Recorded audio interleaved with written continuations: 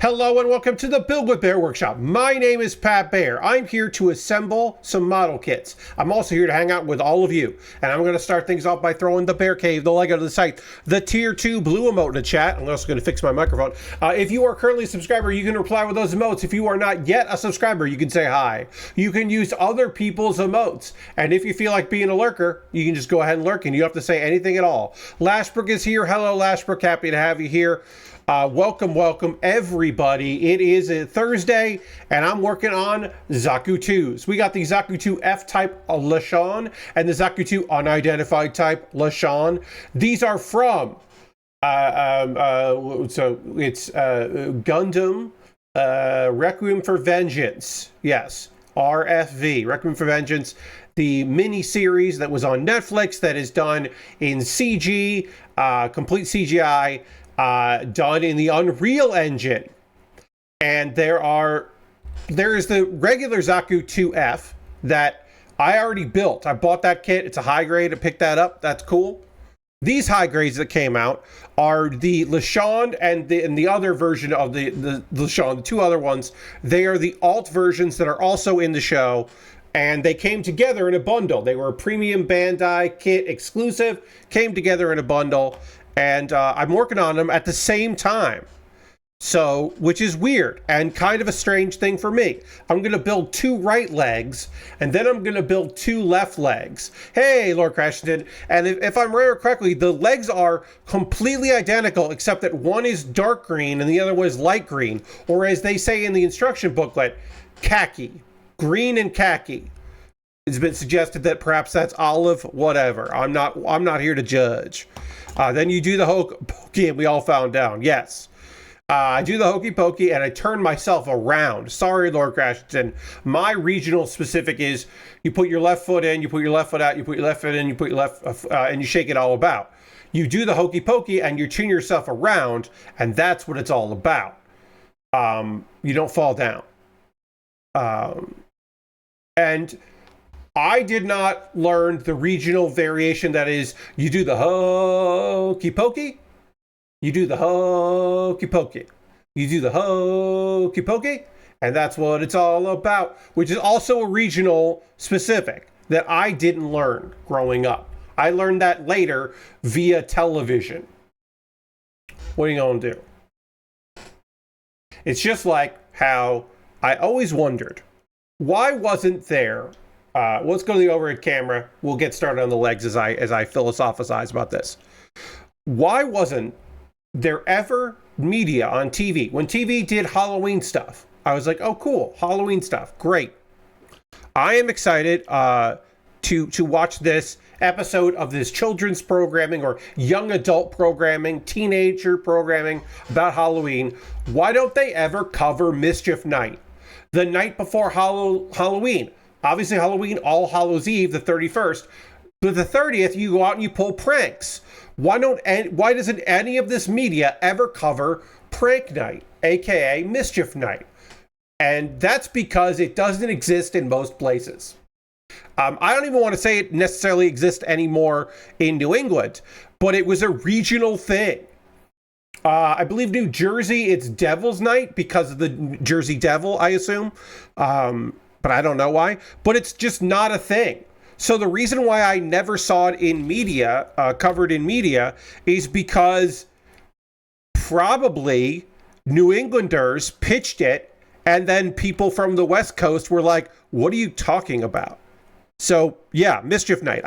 I know on these streams I've talked about Mischief Night before. But it is just a cultural element that does not exist for people. It is one of those things. You would, and if you're wondering, Pat, what do you do on Mischief Night? You ring doorbells. You ding and dash. You ring doorbells and run away or hide. You throw toilet paper. Maybe eggs. You might do soap on the car windshield, kind of a thing. Maybe you steal their pumpkins, smash some pumpkins.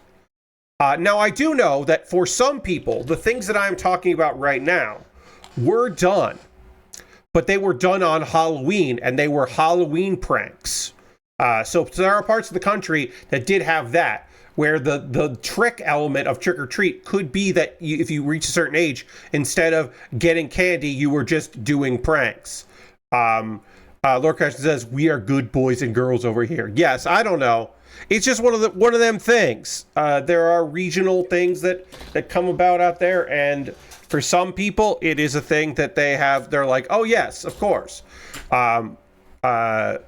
I know that when I talked, I have once had someone mentioned Mischief Night, and I was like, "So where in New England are you from?" And they were like, "Oh, I'm from Rhode Island." And I was like, "Cool. And they're like, "How did you know?" And I was like, "Nobody knows what you're talking about except for me." And then also I was like, "And Jeremy." And I pointed at, you know what, we'll call that. Hey, you know what? Jeremy has bought model kits for me to build. Jeremy is a friend of the stream.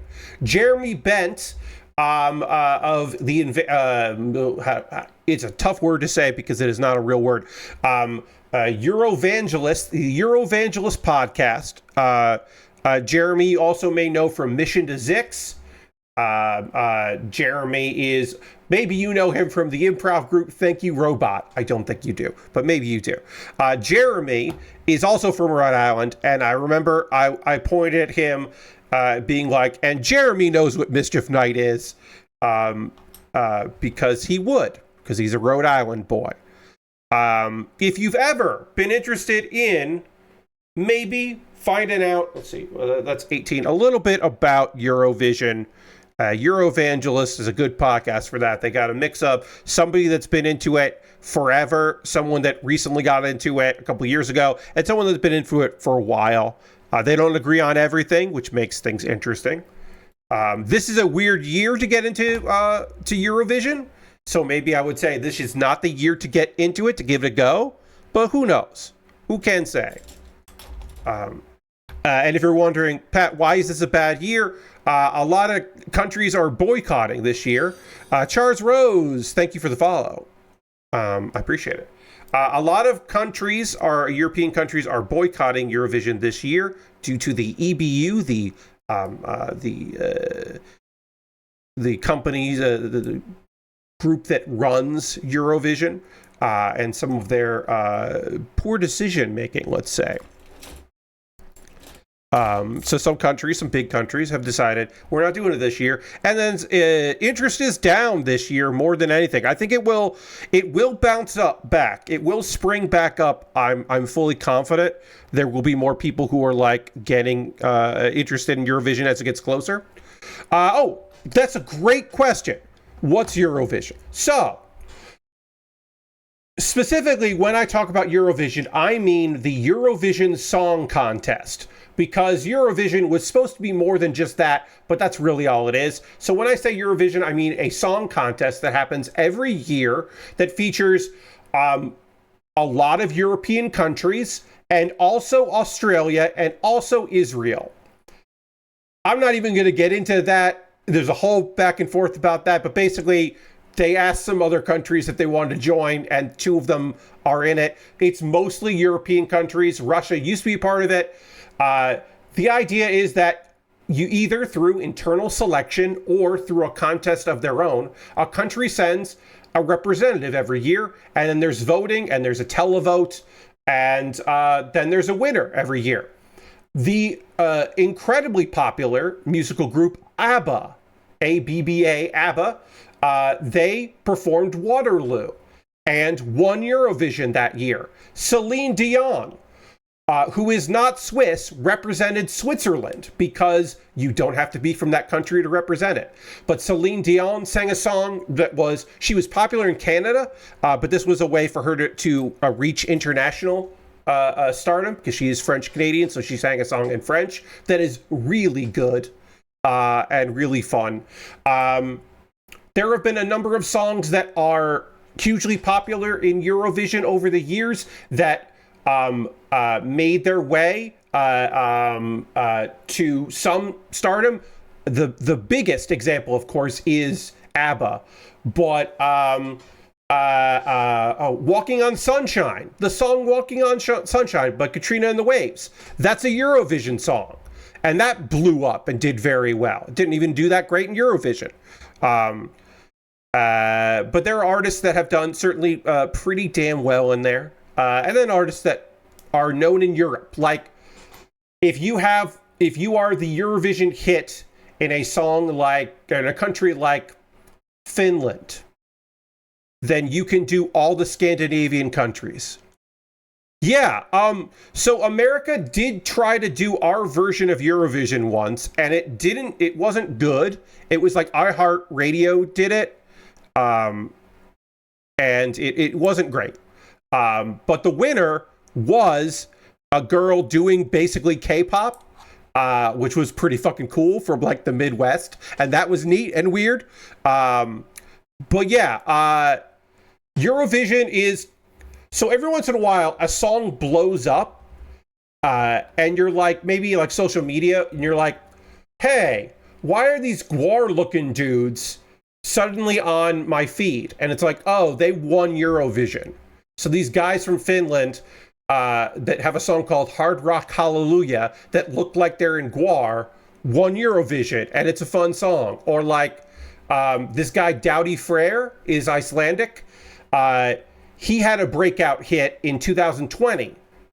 Unfortunately, in 2020, they didn't have Eurovision because of the global pandemic, but he was a front runner to win the ding dang thing, and his music video for his song did really well. So like now he can tour the US because he like hit hard enough in Eurovision, and the internet was like, all right, we like this guy. It's pretty damn neat.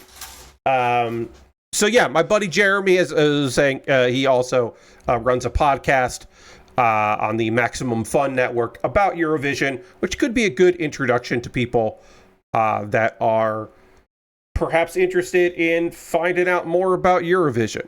All right, so we need 17 and 18. Yeah, it's pretty fun. I knew about it, but I didn't know how to watch it for years and years. Now you can just watch it on YouTube, right?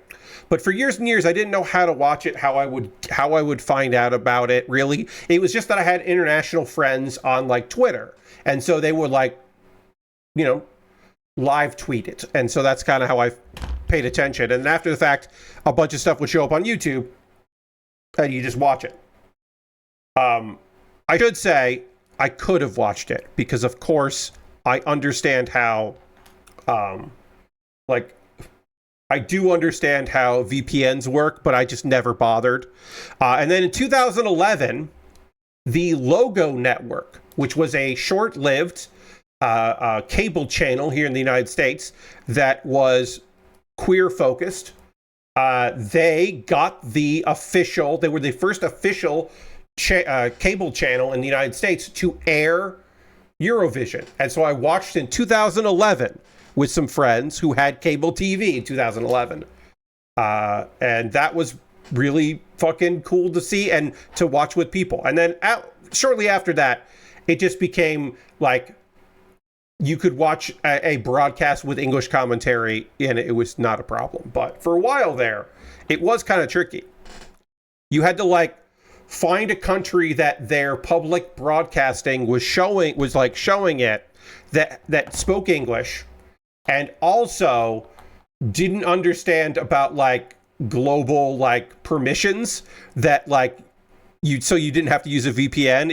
It used to be kind of annoying to watch Eurovision. Now it's not. If you just want to watch it, you can watch it.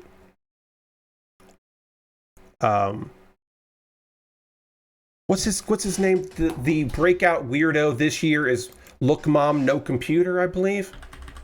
Look Mom No Computer, is that his name? The UK is sending Look Mom No Computer. They're sending a YouTuber this year, and that's kind of fucking cool. They're sending a guy that has like 750,000 followers. And that is very fun. Look Mom No Computer. Yeah, he's got 725 thousand subscribers. That's a good fucking number. He's like a DIY YouTuber that makes weird instruments and weird songs and stuff, and he's gonna go to Eurovision, and that's like kind of neat. Lord Christ says there's a good Will Ferrell Netflix movie about Eurovision. Yes, there's a fictional movie that gets the spirit of Eurovision. It doesn't understand the rules of Eurovision, and that's okay. It doesn't have to, but it does understand the spirit of it. There's one issue with that movie, which is that very few Eurovision songs are stupid, and that movie makes it seem like most Eurovision songs are dumb goof songs, which is not true. In fact, most Eurovision songs are boring ballads, but they're not dumb. They're just like kind of boring standards for many, many years. And then a bunch of dance songs have been from the past few years, certainly. But yeah, that was always my issue my one issue with that movie, is that it gets a spirit of togetherness and silliness, but and the same thing with is it Father Ted? There's a UK show where it's an Irish show, or they're in Ireland and they want to do well enough in Eurovision but not win, and so they make a very stupid song. And that also is this like weird perception that people have that that Eurovision is like supposed to be kind of dumb, and I don't think it is.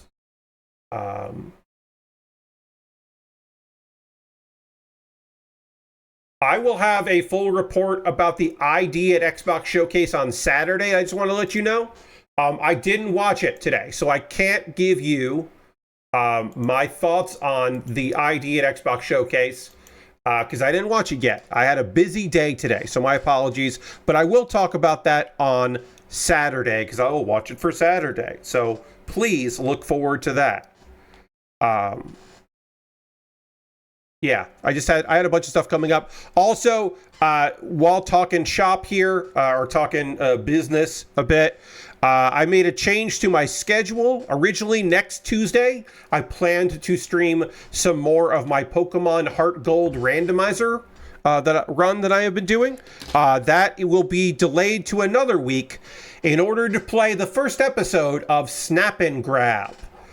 Snap and Grab is from the people that brought you Roundabout, and 2,500 feet golf, robot golf, whatever that game was called. No Goblin has a new game coming out that is being released episodically. The first episode comes out on Friday. Just buy the game for $8. Just get it for $8 on tomorrow if you'd like. But I got a code from No Goblin, from Dan. Dan Teasdale gave me a code for the game. Yes, sorry. The Eric Pop game. It's Eric Pop. But yes, it's definitely Eric Pope. Eric Pope is definitely in that game.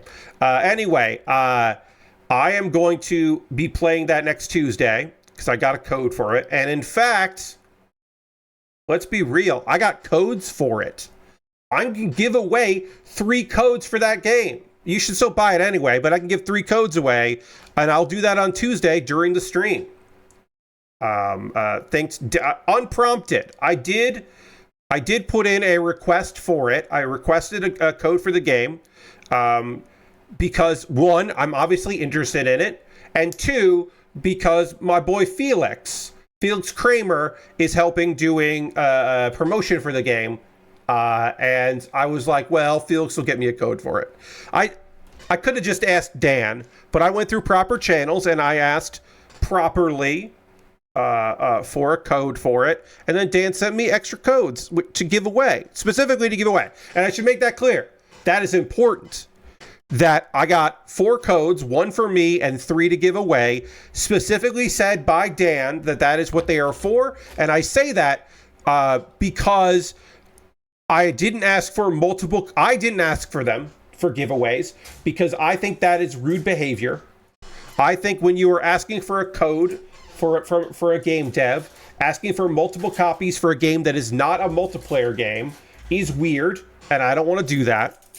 To me, the actual thing you should do is, if it is a multiplayer like Peak or any kind of multiplayer game, if you're asking for a code, you would say, instead of asking for multiple codes, you would say, hey, is there did you set up a Discord for people to meet up and play together or something? Or can you tell me a rough estimate? Just say these outlets have codes. Let me know so I can try to find whoever, so I don't have to look for people. But you don't ask for multiple codes unless it's a multiplayer game and you are at Remap. Might be hey, we'd like to play this together. Or Nextlander could say, hey, we'd like to play this together. If possible, we would like to get a couple codes. But yes, unprompted, I was offered some codes so I can share the love. And that'll be next Tuesday. All right, so now this is important. It doesn't matter which leg that I put these on, because these are both right legs. The only thing that matters is this has to be always the same green, and this has to be the same green. If I mix and match, it's kind of cool, but it's not what I'm trying to do. If I mixed and matched, it would be accidental, and I'm not looking to do this accidental. So that's important from this point on. It's fixable if I make a mistake, but I'm going to try not to make mistakes with this. It is still a weird head trip. The fact that I'm doing 2 right legs at once, and then I'm going to do 2 left legs is still weird. And then also, why isn't this working?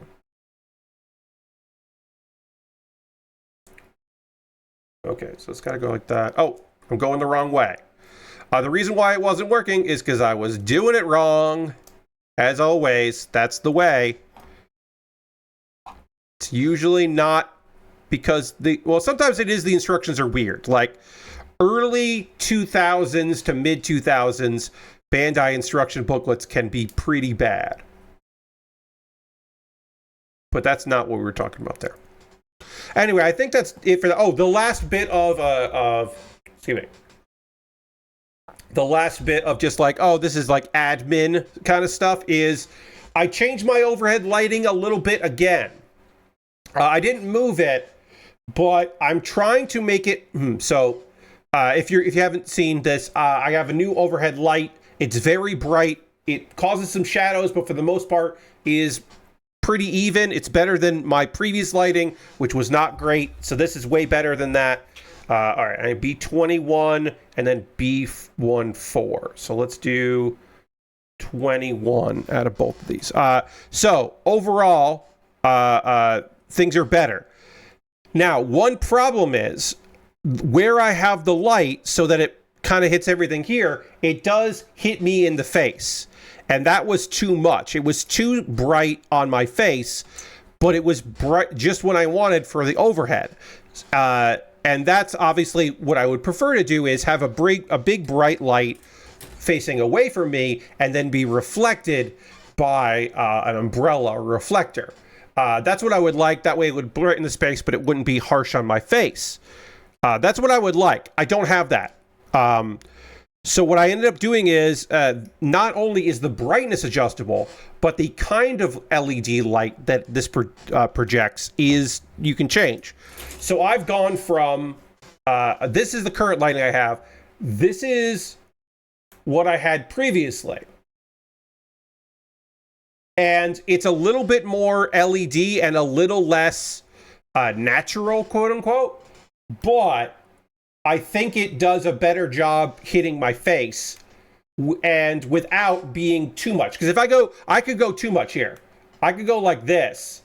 And this is I don't like this. I don't like the look of this. What it does to my skin tone. This is now pure. I don't like that. That's too white light. And I'm looking for yellow natural. So this is wait, go all the way. I go all the way back and then 1 over. This is what I'm going with. It's a little bit more white light than no white, but I think it's doing what I want it to do. I think this is a good balance, and it doesn't wash me out completely. So I don't know. I don't know if that's going forward. I might decide I hate this. I might take a photo. You know what I haven't done? I haven't taken a photo with my camera the in progress photo. So I'm going to do that real quick and see if I like how that looks.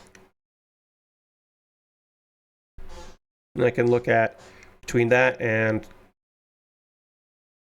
Yeah, I see basically no difference. So, great. That was the thing I didn't think about, and I just thought about there, so I did.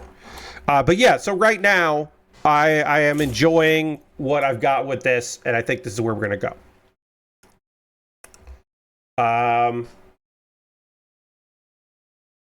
Let's get into some news. We got some good gaming news and some bad gaming news and some, like, I don't know. Maybe this will be good gaming news. First off, we got to talk about Mind's Eye. Well, the developers of Mind's Eye. Build a Rocket Boy, the makers of Mind's Eye. You may remember Mind's Eye as a video game that came out that was a real fucking mess. And a video game that came out where it was a real fucking mess because of, according to the CEO and the CFOs, there was like sabotage. Leslie Benzie was like fully bought into the fact that somebody sabotaged the game, which is just like insane. And there, you know, the legal court, it's going through the legal system and all that shit. They laid off a bunch of people. They're basically fucking done. Their publishing partner, IO Interactive, ended that publishing deal. The advertised DLC that was supposed to come to the game that would be a crossover between that and Hitman isn't ever going to happen now. It's just a fucking mess. The Independent Workers Union of Great Britain, which is the IWGP, because they are a UK-based company, have announced that several employees of Mind's Eye developer Build a Rocket Boy have initiated legal action against the company for allegedly installing invasive surveillance software, TerraMind, on their work devices. This is alongside separate legal claims launched on April 12th, which details alleged mishandling of redundancy process and unlawful blacklisting following the firing of 300 Build a Rocket Boy employees in June 2025. So this is a separate legal thing. First off, they were like, hey, you can't lay off people the way you're doing it under UK union laws. Like, you just, what you are doing, you legally can't do. Also, the reason why you're laying people off is because of it's funny to still be getting emails from IO about it. Yeah, I mean, you know, they still have some stuff they have to deal with it, I guess. There were other things that were brought to attention, but like mostly it was just like, hey, the reason why you laid us off is not because of the video game. It's fully because of the video game. It's because of your negligence. You fucked up. Therefore, you owe us more, and you have to be held accountable for it, to which they, of course, don't want to agree with. And you know, why would they? The statement, dated April 21st, notes that 40 Build a Rocket Boy workers signed a collective grievance in March because this was when the co-CEO Mark Gerhard, he blamed Ritual Network, a YouTube and TikTok management agency, for sabotaging Mind's Eye. Because remember, a lot of people dunked on Mind's Eye, like immediately when the game came out. They were just like, what the fuck are we doing here? And was that all in good faith? Probably not, but not because of sabotage or conceited effort, mainly because people like dunking on a thing and they like a train wreck. And so the game, like, it became the fun thing to make fun of. Like, look, humanity, American humanity certainly, has been known to be very excited about a horse they can kick. So, like, which is not an excuse for that behavior, but it is understanding that behavior. Like, sometimes people are just like psyched that they can beat a dead horse. Like, they're just happy about it. It's like, okay, yeah, oh great, I can dogpile on this. Great, I will. but also that game fucking sucks. So, like, that's not sabotage. And then also, apparently at this meeting where he said all this was an internal meeting. So he also said that an enhanced cybersecurity software program named Termamind had been installed on employees' work devices. So basically, they thought that part of this sabotage was that people within the company were sharing secrets in order to, from within, sabotage the company. Bad actors were at play.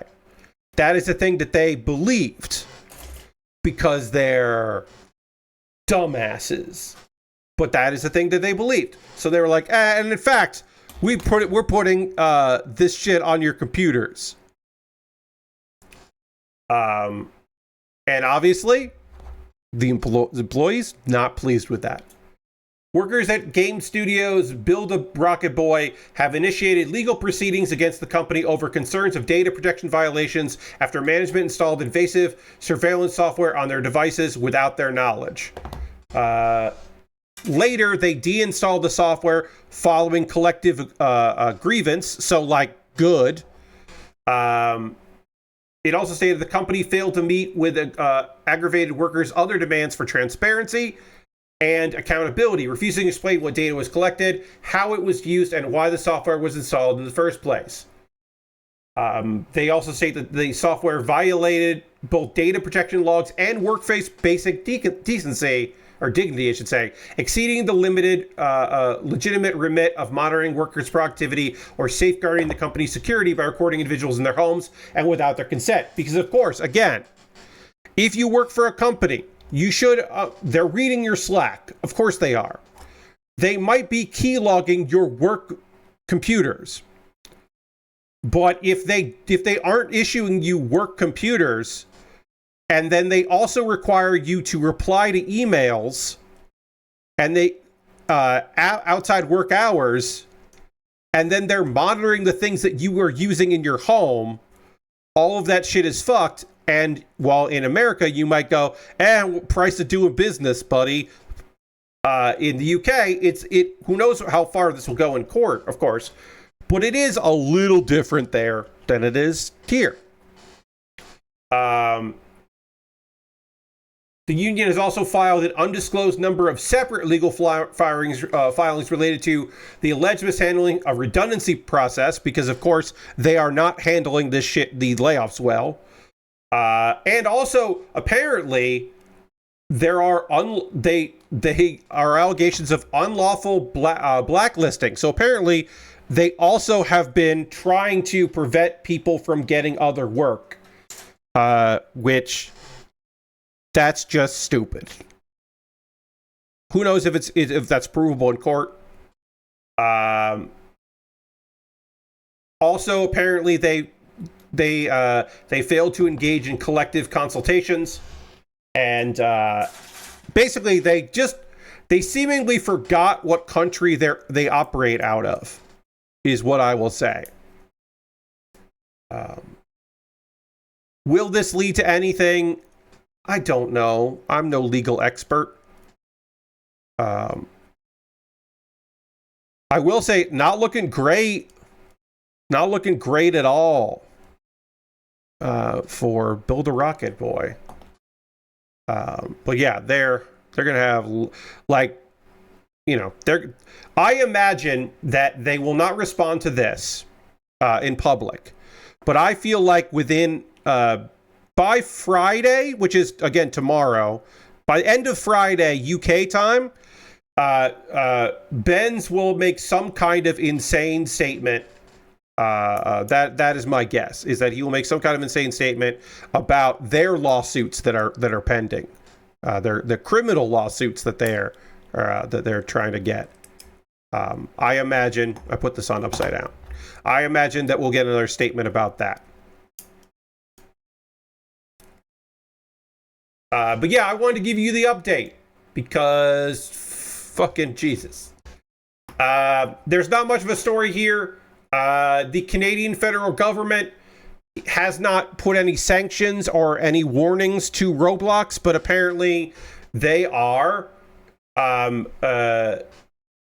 Public Safety Canada brief from the end of last year is by Canada Center is looking into it. They're looking into Roblox.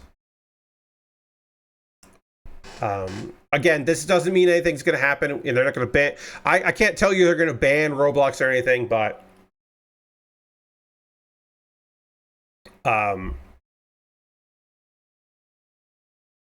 they're also. I will say, Canada's also overreaching at this point. They have everything from should children under the age of 18 be banned from all forms of social media, right down to age verifications for websites they think kids shouldn't be anywhere near, and all kinds of stuff. And a lot of it is going to be incredibly overreaching. I am not trying to pretend like that's not the case. But this particular case, Roblox came up. Again, who knows if that's going to lead to anything, but I would like it to. Again, overreach and all of that. I'm not trying to say that Canada is perfect in every way, or even perfect in this particular way, but it will be interesting to see if anything fucking comes of it.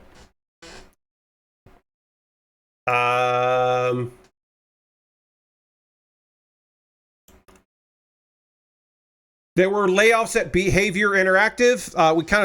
There were rumors of it, and also by rumors I mean people on LinkedIn saying, "Hey, I got laid off by Behavior Interactive." That's the Dead by Daylight studio.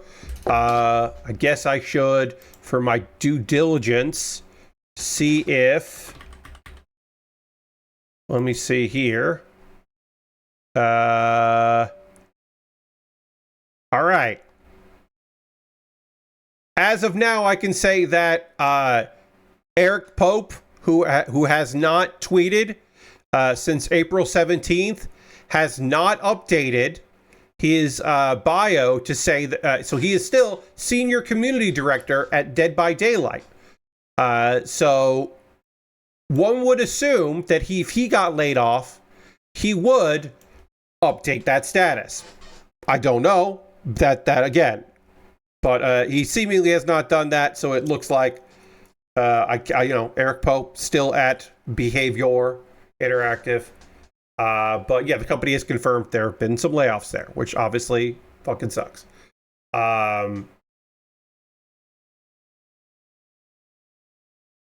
Portion of Behavior Interactive's business has traditionally focused on external development partners. In recent months, demand for mobile and casual external development projects has declined. So basically, they had staff that worked with third parties on mobile stuff, and that has, or as a third party for people, and that support has dried up a bit, and so they had to lay people off, which fucking sucks. Not gonna pretend like it doesn't. And then 2 years ago, in March, they did lay off a few people here and there. It seemed like small layoffs. And then you may remember that Behavior Interactive a month ago acquired the Fun Pimps. The Fun Pimps who you know from 7 Days to Die, and for being named the Fun Pimps. They got acquired by Behavior Interactive, so they were cool with spending money a month ago. It's different things, I understand. Those are different behaviors, because there's a U in there. So, but yeah, obviously sucks. That shit sucks. Not trying to pretend like it doesn't. I gotta figure out how to get these pieces on here. Sorry. For whatever reason, these don't like slipping on here. So sorry. Hopefully you're not hearing my fan. I believe my gate is good, but I am using my fan tonight because it is warm in this room. Not in the apartment, just in this room. Like Iron Galaxy, support studios are going to be in for a bad time right now with projects fall through. Yes. When projects are not getting greenlit, companies will certainly not be doing, like ports. Now's a bad time to be a studio that does a lot of porting, because companies are doing the work themselves, or they're not porting, and like, yeah, that is a rough time. If part of your money comes from doing that work, there is less of that work right now. Not excusing laying people off by any stretch. Do not get that twisted. I'm not trying to excuse that stuff, but it is just, unfortunately, the reality of those things. Much like Iron Galaxy. Let's see. Hey, Game Pass got slashed. They're going to take Call of Duty out of Game Pass, but then also Game Pass is going to cost less. And then more changes to come. There have been a bunch of stuff talking about that. But yeah, that's certainly a thing that is coming down. And so, yeah. Last November, stuff went up, and now it's dropping down. I have not had Game Pass in quite some time. I think about it a lot, but then I don't end up getting it. But I do think about it sometimes.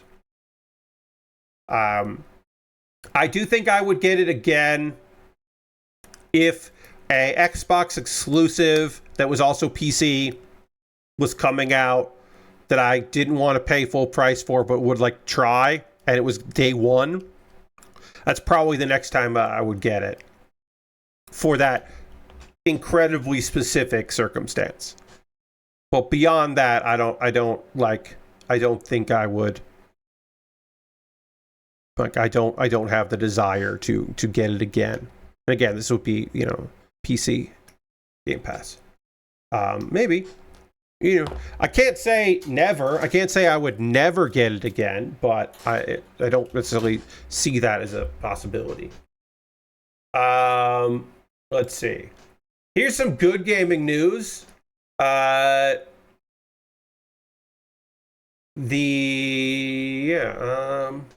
Vampire Survivors Studio. They have 15 projects in the works. Now, this was incorrectly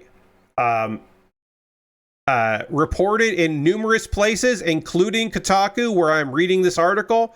This was incorrectly stated as being, for a while there anyway, as 15 games. They're like, no.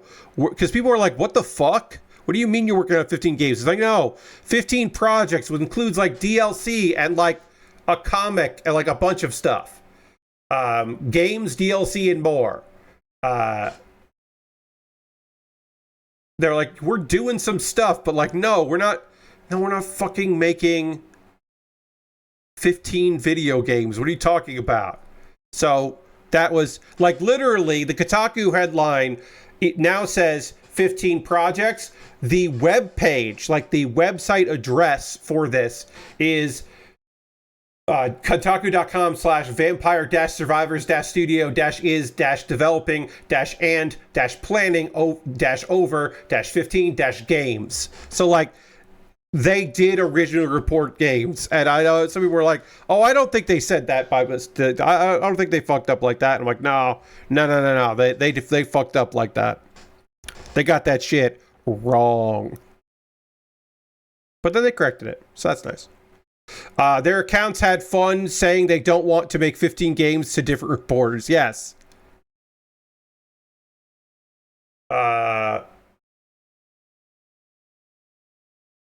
Vampire Crawlers is the first spin-off.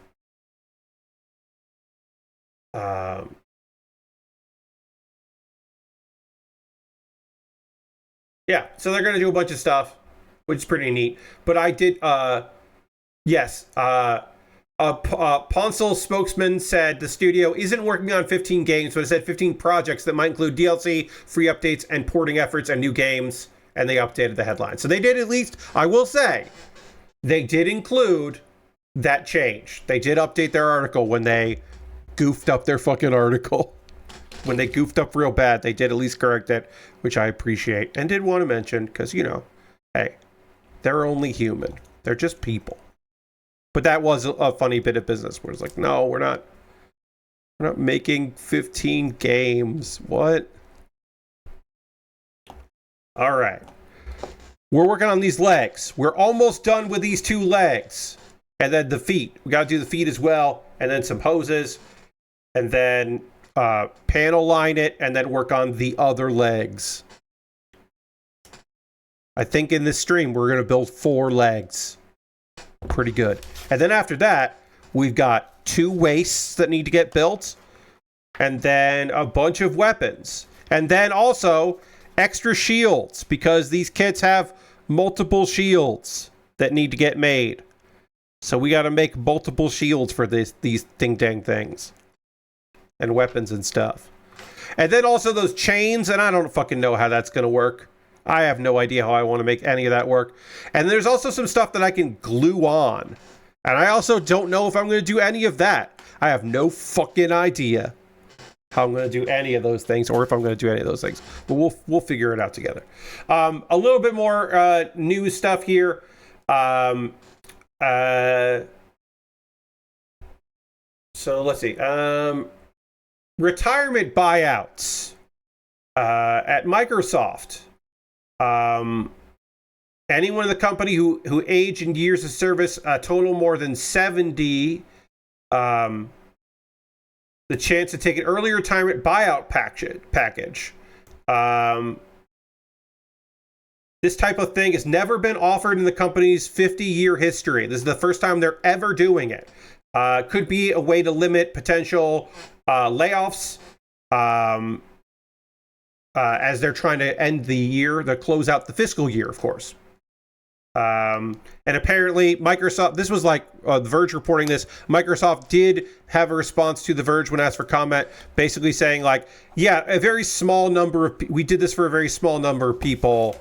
And that's kind of standard at companies of their size. It might be an indicator. Generally, when you want to get your number down a little bit, you do it to kind of gauge interest. Also, of course, these are for people that have been there a long time and also are in an age bracket where they're paying a lot for insurance. So it is a cost-cutting measure in the long run. Of course, Microsoft not fucking afraid of just doing layoffs. So if they want to do layoffs, they'll just do the layoffs, of course. I'm not, I'm obviously. But if this is a way to prevent that for people that willingly want to go, there's something. I don't know. Probably better, I guess. I guess it's better if people, go out on their own terms. But again, doing this, obviously, these are people who have been there for a long time and also probably have stock because they've been there for a long time. And then also, whoops, I dropped something. I gotta pick it up. Also might have, expensive insurance because obviously, younger folks have a whole thing where sometimes they just don't go to the doctor because they either don't need to or they still are on their parents' insurance up until a certain age, or they just are working so much they don't go to the doctor. If you got health insurance, use your health insurance. That's your pro tip from your boy Pat, who's going to be paying, some amount of money for my eye exam on Tuesday. Eye exam still planned for Tuesday. I'm very excited about having the opportunity to do this. I look forward to getting my eye exam and then immediately. What I should probably do is just start this weekend. I have some time probably. I should start figuring out the frames I like at Warby Parker, and then I will be able to then just go from that to immediately as soon as I have my prescription, like getting that stuff together. So I probably should start doing that this weekend. Because I want to order glasses on Tuesday. That is my plan, is like get the prescription, have lunch, because it'll be around lunchtime, have lunch out. There is a bar near there, near where I'm going. There's a really, really good food, like incredibly good food. It's where I go for ribs, but they also have an award-winning burger. So I'm probably going to go and get a burger from them. That's the plan anyway. And then, just cause why the fuck not? That's the plan right now. And then after that, go and come back here and then order glasses. So this weekend, that is job. This weekend, I have two things to do. I have to record the next episode of Pat Baer's Anime Club, which I have to also decide which video I am making tomorrow. I have 2 videos ideas, and I have to decide tomorrow which one, because I have done research for 2 videos, but I have to look at the list of stuff I have and go, which of these do I want to do?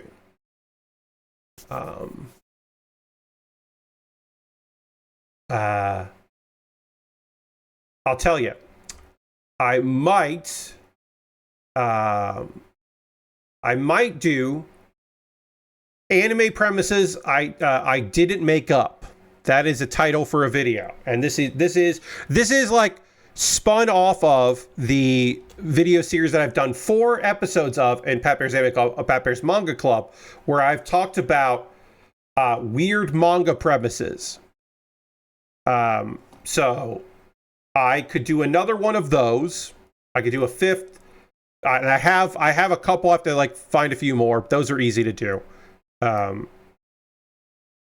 I also could do anime premises I didn't make up. That's the working title. I probably would do like blank, like a number, weird anime premises. And like in those, I want those to be originals, right? I don't want those to be like the Darwin Incident, which came out last season, is a fucking weird ass anime, but it started as a weird ass manga. So that's a manga premise. So these would be like anime originals, or maybe I could do like, it's based on the video game, but it got fucking weird. Like that kind of thing. Like I could do that as well if I wanted to. But that is right now what I'm thinking about. It's one of those 2. So I don't know. If anybody has a preference, if you're like, oh Pat, I would like this to be your next Pat Baer's Anime Club. I mean, I'm going to do both of them. I literally don't know which one I'm doing this weekend when I record it. Because I don't have to think about it yet. I will do it, but I'm going to record, but like, I haven't decided yet. I don't know which one I'm doing. And then the one after that is my anime recommendations, because seasonal recommendations, because I like to give more time. So I'm giving a little more time, because I used to do the video about the last season, the preview of the new season, a video about all the isekai that are out, my recommendations, and now I'm putting an episode in between all of the isekai and my recommendations. I started doing that not too long ago, and I like that. I think I'm keeping that for now. And then when are the anime awards? I also have to remember that, because that's going to be a video is after the awards happen. When is that? Tell me when that is. Crunchyroll. May 23rd, 2026. So 27th is the next video. 11th, 25th. Why is it fucking May 23rd? Okay, so the May 25th edition of Pat Baer's Anime Club will be my review of that. So I'm actually, you know what? I'm going to write that down. May 23rd. Anime Awards results for 25th. Great. May 23rd, Anime Award results. Great. Because that'll be on the 23rd. And again, it's still in Japan, so I did 2 years of the Anime Awards, like covering them live, and it was fun. But now they do them in Japan, so they do air live, and I could co-stream them, but they are on when I would want to be asleep, so that doesn't work. That doesn't work for me, brother. Unfortunately.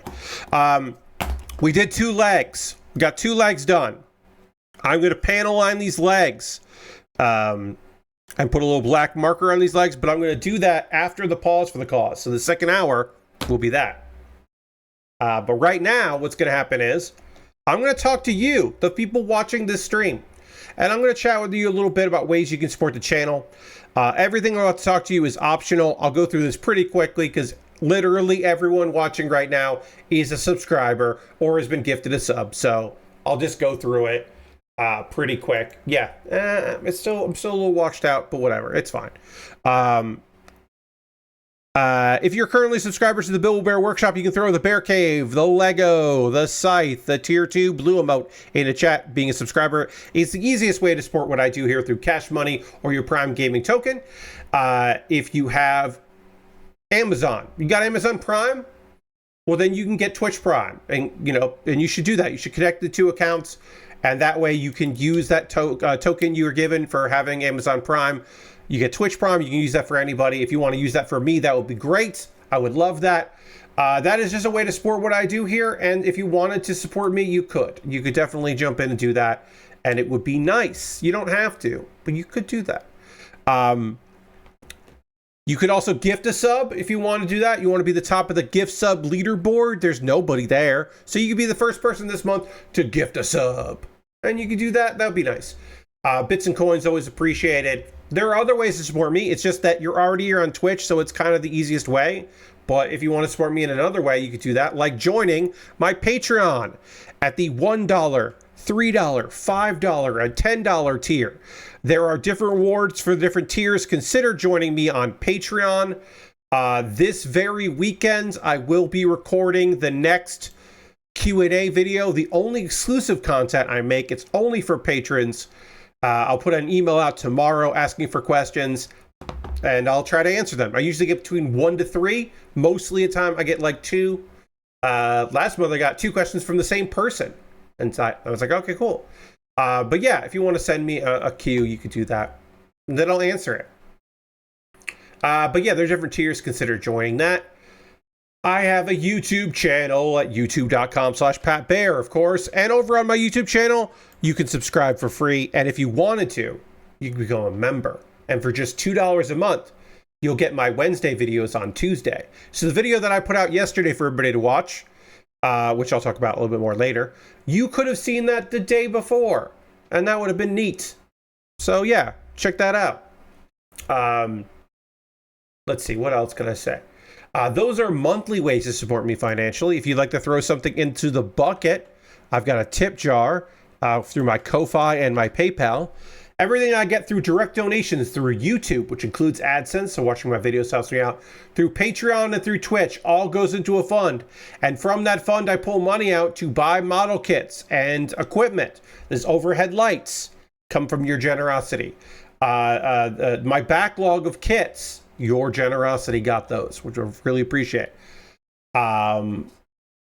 So yeah, if you wanted to, you could help out, the future by buying something for me to build, perhaps. Because the kits I'm currently working on right now, these Zaku 2s, I am building them because they were purchased by DSHS, a watcher of the channel. And he was like, hey, I have these. Do you want to build them? And I said, yes. Yes, I fucking do. Now, if you want to buy something for me to build, the easiest way to do it is not buy blind boxes from Premium Bandai like DSHS did. Instead, you just go to Amazon and go to my Amazon wish list and buy something there for me to build. You'll get a dedicated video on my YouTube channel about the thing you purchased. And then also, it'll jump the queue and become the next thing I work on. The next thing I'm going to work on when I'm done with these Zakus is the narrative type, that Gundam narrative, that was also purchased and sent to me by DSHS.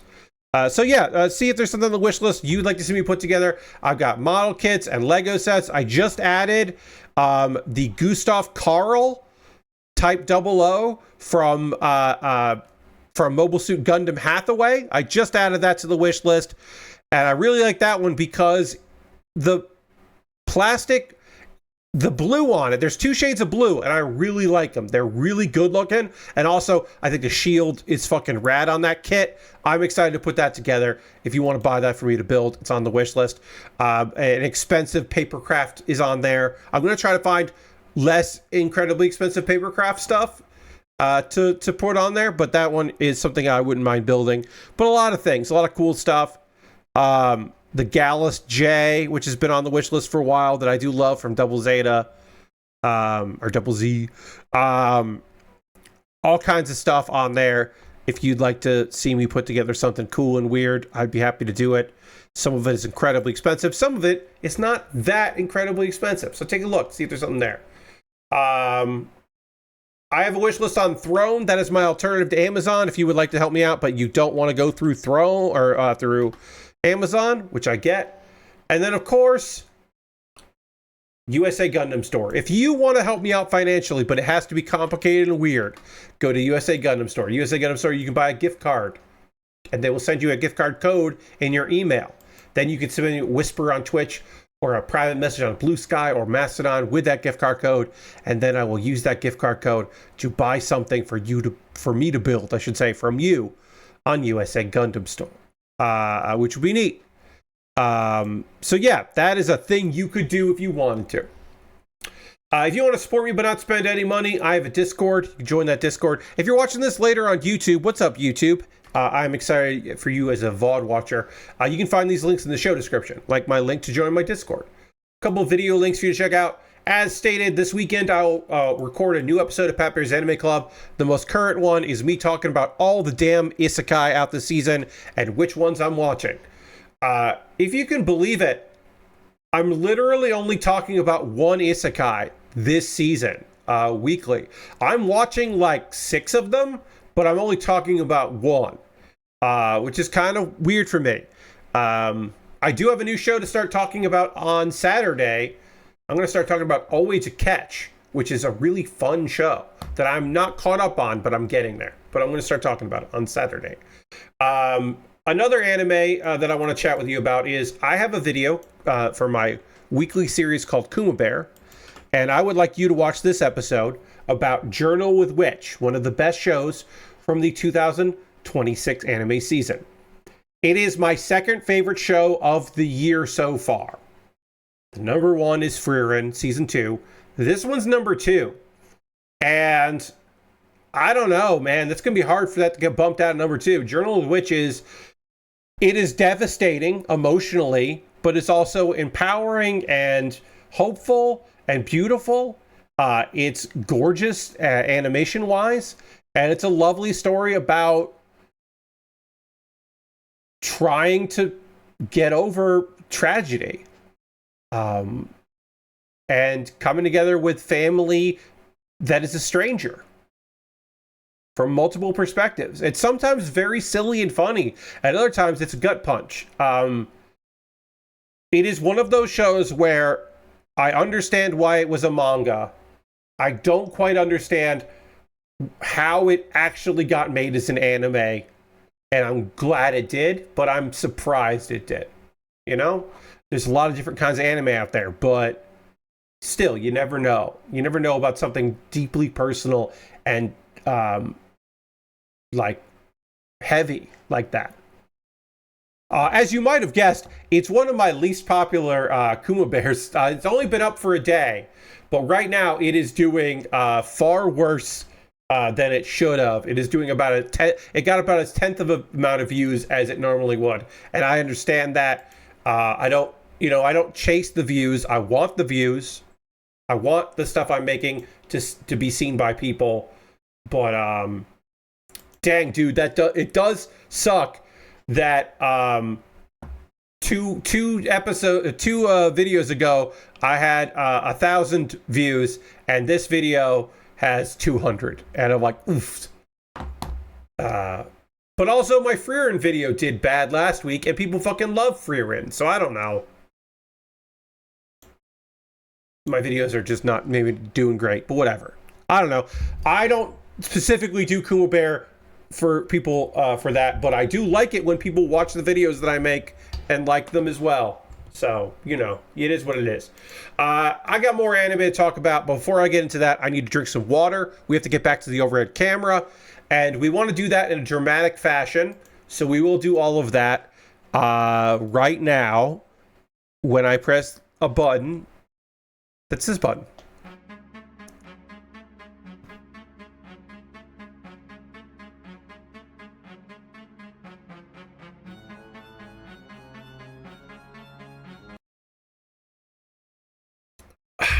All right.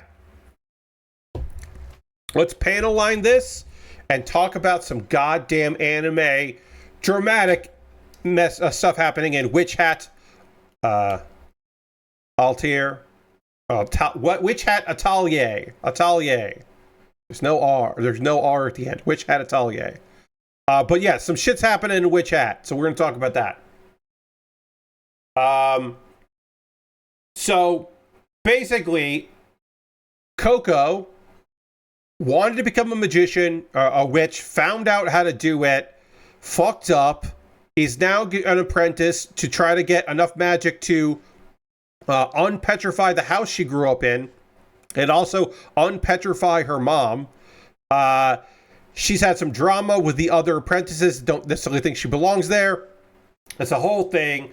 And then also, there was the episode ended with a masked witch who was watching Coco, our girl, and said, the seed has sprouted. So there is more going on. Is it the person that left that magic for her to witness and that book years ago? Is that part of some kind of plot, or is that just happenstance? What's happening right now? Is there a bigger picture? Who can say? But in episode 4, the apprentices go to a witch town. Quifre takes them all to witch town so they can get a pen that is for so she can write her spells for Coco that fits for her kind of background and all that, because that is an important element of magic. They go to the stationery shop and we meet the shop owner, Nola, and Tarta, with the grandson of the owner, and we get a little bit of information that the silverwood tree is the only tree that makes ink that witches use. And it's like, check out these pens. See how this works out for you. Meanwhile, Coco suddenly sees that, hey, that witch from the previous episode, that witch is hanging out and watching Coco, and Coco feels like, oh shit, this is stalker behavior. Coco's just like, I want to fucking know what's going on. Shouldn't say that. So she's chasing down the person that is stalking her, and the other apprentices give chase to catch up, and they get sent to a labyrinth because they entered an alley and they got teleported to a labyrinth. Goddamn magic town. And apparently, that's forbidden magic. That should not have happened. So shit's popping off right now. A dragon starts chasing them, and then we get more information via the masked witch saying that Coco is the brimmed cap's hope for the future of magic. Tidia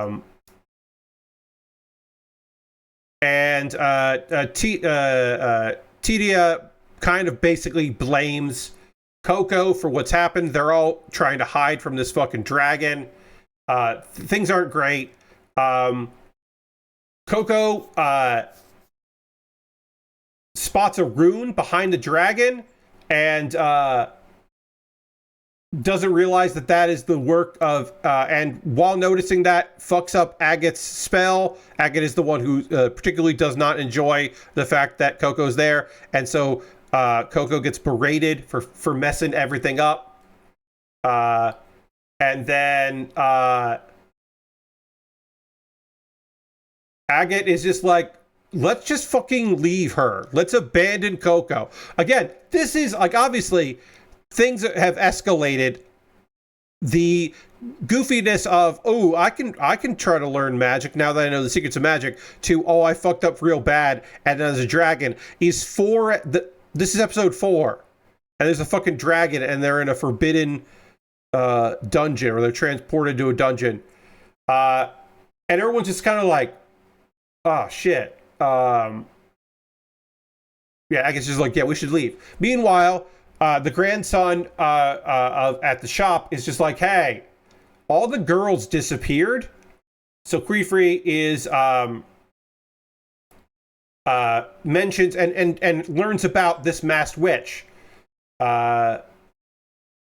So the Brush Buddy and Queefree set off, and also apparently, like we know this, but the brimmed caps are apparently no good. That's not a good thing. So yeah, we are in danger here. So again, the drama's high. Do I think Agate is wrong? I mean, she's not cool, but she's probably not like wrong about this. Like, I know we're supposed to be on the side of Coco, but hey, Coco, if a masked witch is following you, tell an adult. Don't chase after. What are you doing? You know, that kind of thing. Like, you know, obviously things are fucked up, but come on. Coco's curiosity is not is a problem for Coco, and now also for other people. So yeah, that was the episode, and I was like, oh, this is pretty fucking good. This show's pretty fucking rad, y'all. I'm into it.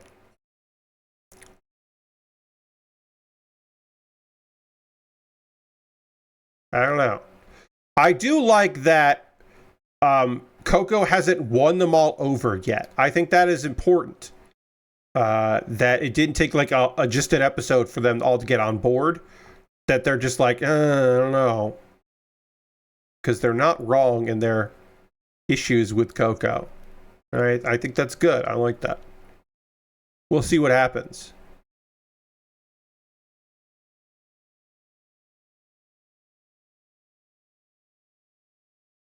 All right, we're done with this leg, so we can clean it up, and then I can work on the other leg, which won't show as much, but I'm still going to do it. So we'll do one leg here. And now let me tell you about Marriagetoxin, episode 3 of Marriagetoxin, which I'm really enjoying. Cliffhanger from the second episode. Basically, if you haven't been watching the show, I'll give you the kind of the gist of it. Hikaru is our guy. He is an assassin. He is a poison-based assassin, and he has to get married. If he doesn't get married, then his sister has to get married, and she's gay. So, because the idea is get married and have children. So he's like, all right, fine, I will figure something out.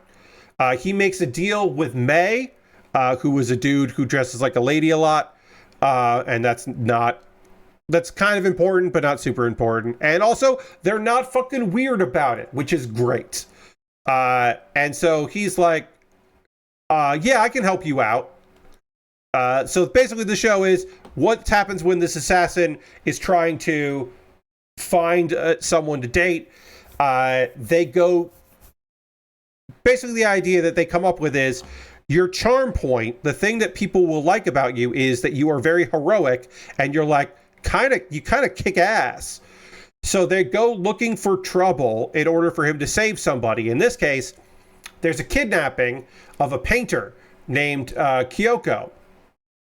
And our guy is trying to prevent that. And he's in now a struggle with Shizuku, who is a water-based assassin, and they're like two assassins, and basically it's just like, it's kind of fucked that he's like, because she's basically like, hey, what if we just walked away from one another and we just called it even? And he's like, nah, I kind of want to try to save this painter, because he's basically seeing if he can save the painter, if she will go out with him, which is not great, but that is where we're at. They're fighting. We do watch, she's on a wetsuit, and we do watch the end of the last episode where she insults him for trying to like get married. And so he, with his hands, breaks her diving suit's glass helmet. And Kyoko in the episode 3 start, she jumps in. And manages to help out. And she and Hikaru managed to paralyze Shizuku. And then Hikaru realizes, like, she develops almost instantaneously a rash on her face once she got exposed to the oxygen, because apparently she has an allergy to oxygen, which is why she is in a water-filled suit. Can I properly explain that? No. Does it matter? No. Because he is good at poisons, that also means that he's good at developing treatments. So he gets a cure. He mixes a cure for her, a cream, and that pisses her off because she didn't ask for his help. But he's just like, this will help you. Kyoko returns the painting that she made to the owners, which was the husband and daughter of the woman in the painting, and that is a nice little story. And May, who again is someone that women and men both fall in love with constantly. May's just like, hey, we're gonna celebrate. You should come with us. And the three of us will celebrate. And then of course May doesn't show, which just leaves Kyoko and Hikaru are together, and Hikaru is, for the first time in this series, we watch him be not cool and collective. Like, even when he was on blind dates, he was just like very assertive. He is not in this case. He is nervous. He does not want to fuck this up. And so there's a little bit of like positive text messages from May about like what he should be doing. It's a little, whatever. It's fine. It's fine little. There's some comedy in this, but it's not like overt. We find out that Kyoko was an orphan until a terminally ill man who was rich adopted her. And she discovered that his art collection got stolen. So then she spent all of the money that she inherited from him to... The art that he collected in his collection was stolen. The art didn't get stolen from him. He stole a bunch of fucking art. So she used the money she got from him to try to get that art back to the people that it belonged to, which is admirable and kind of cool. Kyoko's pretty cool. And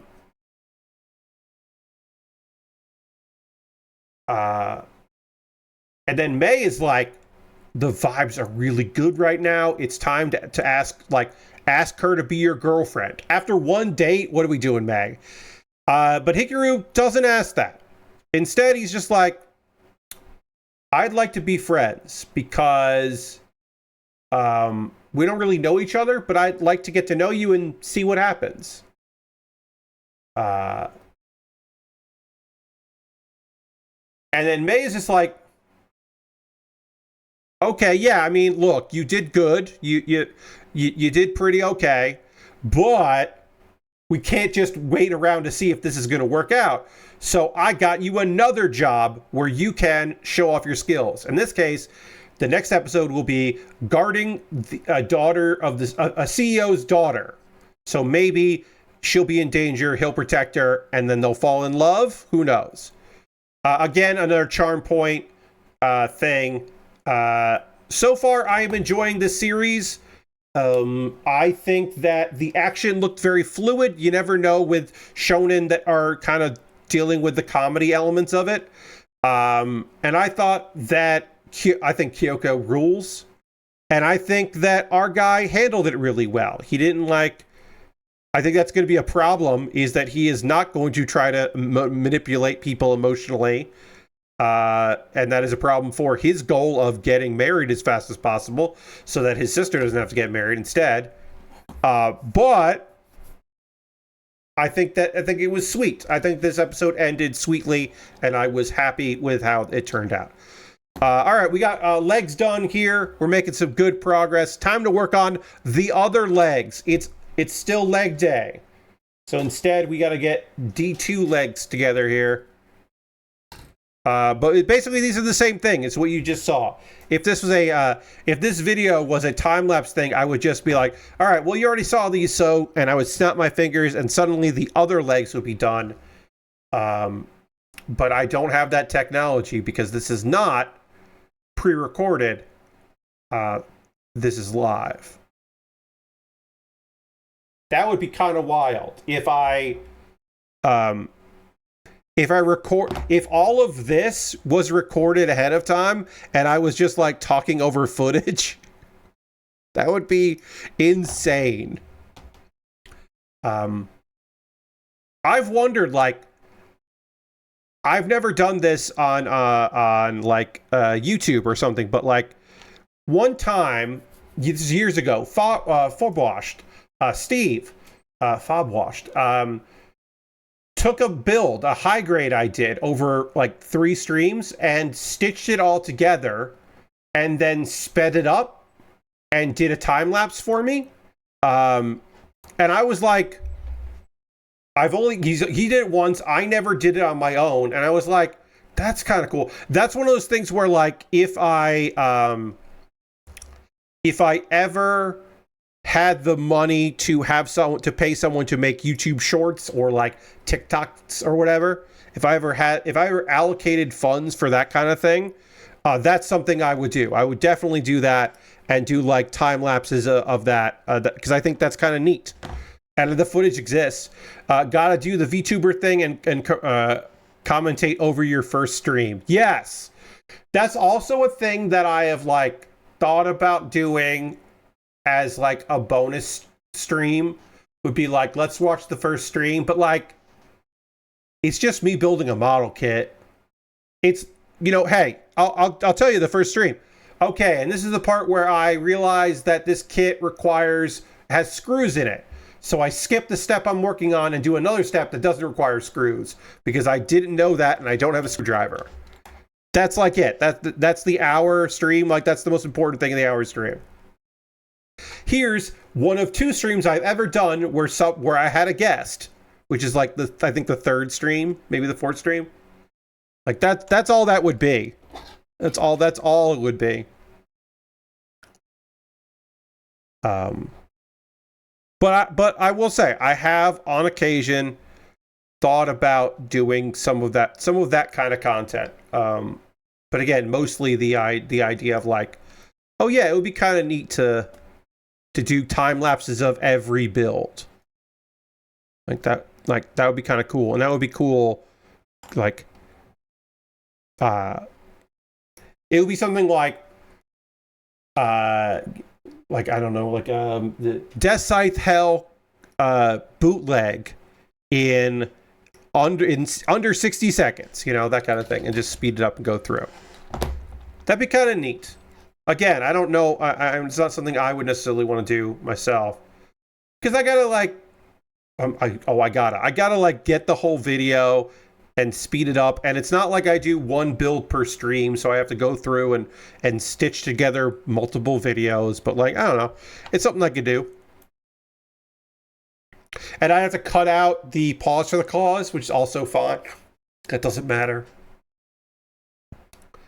I should do that for like my birthday stream, my subathon, which will be on my actual birthday. I also announced that just because it's June 23rd. It's a Tuesday, so I'm like getting the word out there. I'm doing my birthday stream on my actual birthday. because why not? I think that'll be fun. Instead of doing it on a Friday and then taking the Saturday off, I'm just doing it on my actual birthday. So that's going to be my next subathon. And I was thinking about it, and I was like, I'll do some builds. And I could take that video and I could like crop out that and then, or cut that out and then like do a speed build of that. I have the ability to do that. I'm thinking about it. I might do something like that. I don't know. But yeah, on my birthday stream, I don't know what I'm going to do on it. There are two things that I know are going to happen. If I get to, I will do, God, what was it? Dr. Pepper. It was it Dr. Dr. Pilk. I will do Dr. Pepper and milk combination, the terrible combination of Dr. Pepper and milk. Do I know it's terrible? I don't know it's terrible, but I bet it is. I don't think it's going to be good. So I will do that. And then the other thing that I know what I'll do is if I hit my goal, which is going to be 90 subscribers, I hit my 90 subscriber goal, then I will bring back something. This is the thing that I teased in my the subathon I did in February. But what I will do is I haven't announced it yet. But on June 1st, I will announce what the thing is, the old content thing that I used to do that I'm going to bring back. I will announce that on June 1st. So people will know then what it is that I have been teasing that I would bring back. I figured that would probably be the best time to do that. Because on June 1st, I'll say what it is. I'll put that out there.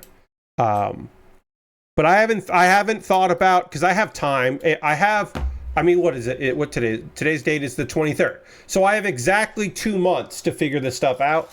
I can tell you some of the things that are going to be on that. Like, I have a small Lego set to build. I have a small model kit to build. Other than that, I don't know. I don't know what's going to happen besides those two things. But I have those things. I could theoretically, because the game has been running pretty solid for me, I could do the tour of all of the dumb mods I have in Fallout 4. I could do that. I haven't necessarily, I could do that. I could do the goofy Fallout 4 mods. I would probably start a new save and with it, but I have so many mods now, that's 2 months. So fingers crossed it won't start crashing again, but it hasn't. So, knock on wood. So I'm thinking about that. I'm maybe I will, I could do that. I could do that as a thing.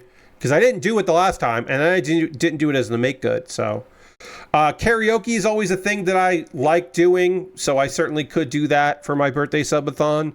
I don't know if I will, but that is a thing that I have liked to do, so I certainly could do that.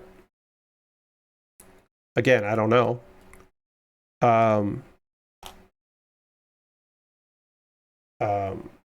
Again, yeah, I don't know. I don't know what else I want to do there. There's probably a game thing that I could do that I just have to figure out. D27, D227. I gotta think about it. I probably will do another I don't want to do exactly the same things that I did in February, but another thing with wrestling, right? I don't know what that would be. Maybe it's some CPU versus CPU matches in, I'll buy some DLC, because I've said I didn't buy any DLC in Fire Pro World, And that means that there's a bunch of characters or a bunch of CPU stuff or creator wrestlers, I should say, that I have no access to because I don't have that. And I'm like, well, maybe I could get those. I could get some of those. That would be kind of neat. So I could maybe do that. I don't know. I gotta think about it. I got time. But it ends with me drinking a beverage that I don't want to drink, and then me also saying, bringing back something for July, and I'll like say when it is. The date that I have planned will be a Tuesday to bring it back. I believe that I would. No, it's not that. So it's. I wrote it down.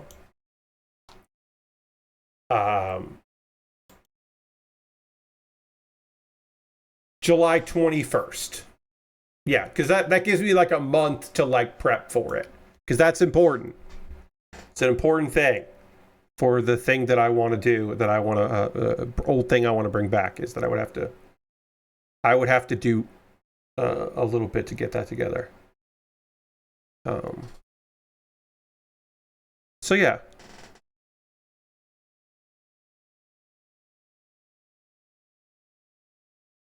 Right, yeah, okay. So that's going to go in like that. It goes like that. But yeah, I have plenty of time to think about it. I want there's things I want to do for my birthday subathon, and I'm going to do it on a Tuesday instead of doing it on a Friday, because it's my actual birthday. So that's kind of fun, and then also, then I don't have to think about what game to play that Tuesday, which is also helpful. And I can just hopefully get rated by Jeff Gersman after the podcast, which has a huge audience. So hopefully that'll get me to where I need to be. But yeah, I have to go through and figure all that stuff out. I have to like look at my last flyer for the subathon and like see like, okay, so what did I say on this one? What do I need to figure this part out here? What did I'm looking at the old flyer for this. I'm like, okay, yeah, so it's like I got a model kit of some kind.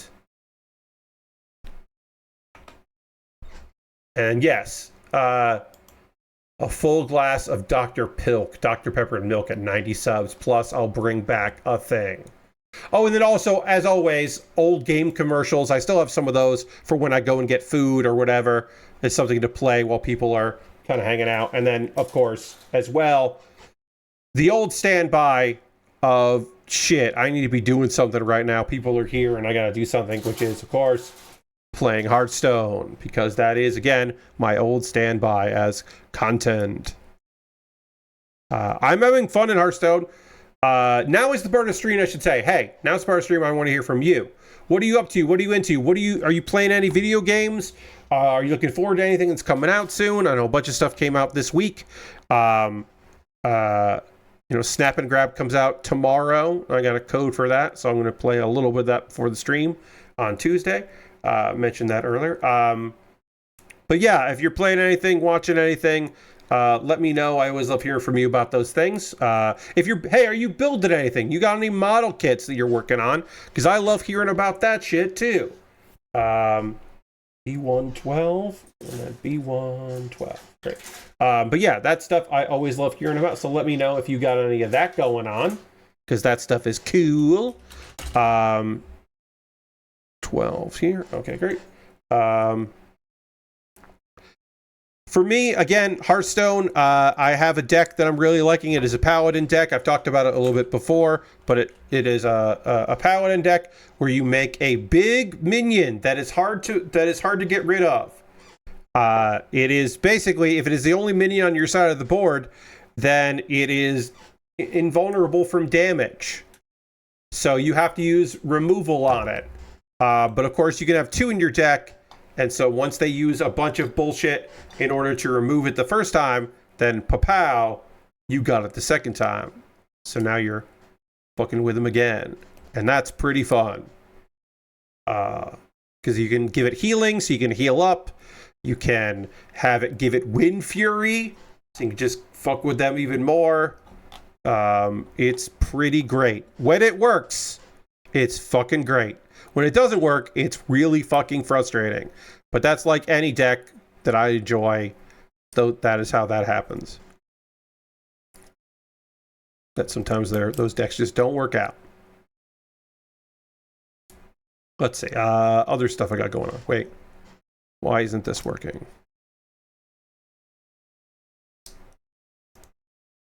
Wait. Uh-oh. Do I have one of the... Oh, I have the wrong... I think I did something wrong here. So hold on. One of these is not B112, and I don't know which one it isn't the right one. That's B112. That's not B112. Ah, this one's the wrong piece. I was like, why is this going together wrong? Because I snipped out the wrong piece. The problem, as always, was me. Not always, but most of the time. Most of the time, it's just me. Human error. Occasionally, I do get asked by people like, hey, why do you only stream for 2 hours at a stretch? And it's because I start making fucking mistakes. I mean, I make mistakes at 9 p.m., but certainly at 10:40, I'm making some errors, you know, in judgment. So that is why. I've also, sometimes people are like, hey, I know you used to stream at night because you had stuff going on. Why do you keep doing that? And mostly it's because, like, I occasionally still have stuff going on during the day. I have projects that I do. So, like, sometimes I've got to, like, bounce out of here. All right, so I need B13, B13, and then I need B221. So I'll get that. And then I can, like, get a good portion of this done. But yeah, if anybody's got anything they want to let me know what they're up to and into, I always love hearing from you about those things and things, so feel free to let me know. On Tuesday, I finally got to play Piece by Piece. As you may know, 2 weeks ago, I wanted to play that game, and then my voice gave out on me, and I canceled the stream. So finally, I got to play that video game, and it's a lot of fun. I have now played more of it. I still enjoy what I'm doing with it. I like the loop of cleanup. I now have cookies, and so that is another element of the loop. So the loop is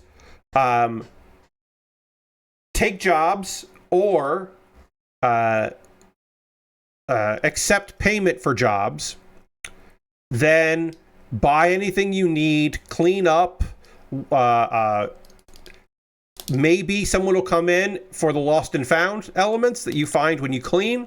Restock the stove, have more cookies, go about your business, buy anything that you might need. There's planting, which I haven't done yet, but you can start to plant stuff so that you have berries and stuff, so then you can get your own paints. I haven't gotten into that yet. And then at night, you repair things. Sometimes you have to clean them. Sometimes you have to paint them. Sometimes you're just repairing them, and you're not doing any of the other stuff. It's very fun. I think Piece by Piece is cute and cool. I think that the painting is bad. Actively, I think the painting is not good and should not have been added to the game.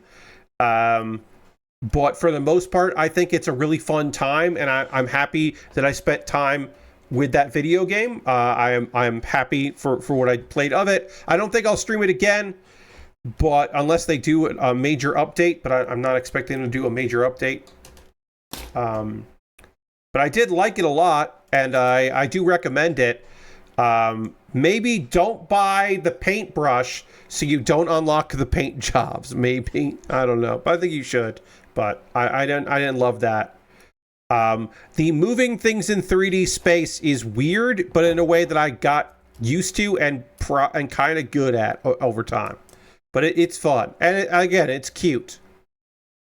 I think it's a good little time. I like it. So I would indeed recommend that people want to check it out. Piece by Piece. There are 2 Piece by Pieces that came out in March. This is the one with the fox. It is the repair shop with the fox, and I think that's pretty fun. I don't have any other games that I'm playing. I finished Dos Divas, and that game rules. I am not really that good at it, but I got good enough to finish it. I think that game is kind of fucking remarkable, and really fun. It definitely is a good time. I would recommend it if you're looking to pick up a game. I think it's pretty neat. The mouse PI game I'm interested in. That's certainly something that I'm like, kind of like, oh, maybe that's something for me. I don't know. But I haven't gone so far as to actually pick that up. And of course, Snap and Grab. I am excited about being gay and doing crimes. That is an easy sell for your boy Pat. Like, yeah, all right, I'm in. Sending the right people for the job, taking a lot of photos, planning out a heist, and then hopefully fucking nailing it. We got episode 1 coming out tomorrow. And I don't know the release schedule beyond that, but I know that to be true. And so I was like, okay, yeah, all right. I have an interest. I'm excited to see where that goes. Lashbrook is canceling Crunchyroll for real this time, so I'm finally watching Spy Family Season 3. Don't know why I never watched it as it aired, but it's still mostly a fun show. That season was really fucking busy, Lashbrook, I should say. Lashbrook, I feel like that season was very goddamn busy. But yeah, it's good. Except when learning about Twilight's backstory. Yeah, there's some elements of it are a bit of a slog. I'm not going to pretend that's not true. But yeah. I just think that show came out and it was like, there's a lot fucking going on here. Just in general at the time. I am not immune to propaganda, so watching GB got me to check out Pokemon Champions. I have not at all. Which is kind of neat, but I do not know the combat mechanics intimately enough, so I'm thinking I might just tool around in the Pearl remake for a bit. I hear ya, Lashbrook. As far as me, your boy Pat, have not been interested. I am still playing. You know what? I don't talk about this. Every day I check in around the same time with Pokemon. What the fuck is that called? What's this Pokemon game called? Pokemon TC Pocket, right? Whatever it's called. The Pocket one. Pokemon TCG Pocket. I could not remember the name of this fucking thing. Pokemon trading card game Pocket. Yeah, I check in every day. I open packs looking to complete collections. I do wonder trading stuff, wonder picks. I have a good time, but I only do it once a day. Oh, and then also there are some battles you can do against other people, but also there are battles you can do against computer, and you can do that. You can auto do it. You can just rent a deck and then just have auto battles happen, and then I just do that while I'm on my walk and watch someone, the CPU, fight for me. It's like CPU versus CPU, only it's in Pokemon, and that's great because I fucking could not put together a competitive Pokemon deck with the cards that I have. I probably could, but I don't want to do that, so I'm not gonna. And that's fun for me. Lord Crashton finished the first season of Twin Peaks. Fuck yeah. So I'm watching alongside next other Watchcast episodes, and there's certainly a lot going on in the last couple episodes. Yes. I'm glad I can going with season 2 and skip ahead of the podcast since they stopped back during the SAG after strike, so I can see where things fall apart a bit as the second season goes. Yes, you just look up deck lists online. Yeah, I'm not even going to do that. But yes, Lord Crashington, Defined Focus at Nextlander did decide to not cover union shows during the writer's strike, which I do appreciate very much. I think they were influenced by a number of other podcasts of that kind of nature who also didn't talk about those things. Like, but or on the other hand, a show like Flophouse just talked about a strike. Two writers who were on strike at the time. Just they still covered old movies, but they covered like very old movies. They didn't cover modern stuff. They weren't going to cover stuff that like was in theaters. They were covering like old movies, and then they also talked a lot about the union efforts, and I thought that was nice and neat. Got a couple minutes left on the stream. One last thing I want to tell you that was fun is today I watched the McElroy brothers and their dad. So Travis and Justin and Griffin and Clint McElroy. They did a stream with all four of them where they showed off their offices. This is a thing they do every year as part of the Max Fun Drive. They are part of the Maximum Fun Network, podcast network. And so they did tours, and Travis told the story of why he has a signed, autographed action figure in box of Jake the Snake Roberts. Because none of them are particularly super into wrestling. Clint was at a time, and then like Attitude Era meant that because Justin's about my age, so like. They know Gold Dust, you know, like Griffin was very young when the Attitude Era was happening. So, but they're like aware of wrestling. So it's like, yeah, why do you have that?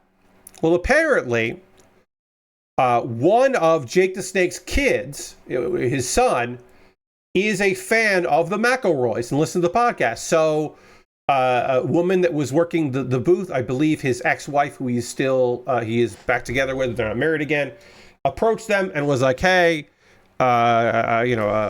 Jake is my partner and our son is a big fan of you. And so they signed something for the son, which is really cool because like Jake Roberts gets to be like, hey, guess who I saw at the convention, you know, and like being a good dad is a thing that Jake the Snake Roberts has publicly talked about many times. He has not necessarily been for most of his life, so he got to do that, which was neat. And then he sent over to them a signed figure, which is just a fun little story. And then because they are comedy brothers, they joked that his son's name was so he's Jake the Snake and the son was I wish I remembered the joke. I fucked it up. It was something the eel Ribbits. It was something like that. He was like, yeah, his last name's wrong too. I messed it. It wasn't like Emil the eel, but it was something to that effect. I fucked it up. Jokes, you gotta be there. But it was a really cute story, and I was happy. That was happy because when you say, hey, I have a Jake Roberts story for you, it often isn't nice and sweet. So that was fun. All right, we finished we finished 2 legs and we did most of 2 other legs, which for me feels pretty good. That's a good victory. We still have to finish these other legs. So on Saturday, it will still be leg day. We're not done with legs, but we did do most of the legs. We got to do the feet and we got to do the pumps and the connector. And then we'll work on the waist, and then we'll work on the other shields and the weapons. And I don't think we're going to finish this on Saturday, but I think we'll finish on Monday and start the next thing, which is pretty cool. And that's the stream. But of course, we are honor bound, and it is our duty to end this stream with a raid. We are going to go find somebody out there doing cool stuff, and we're going to go spend some goddamn time with those people doing that cool thing. Who is streaming right now?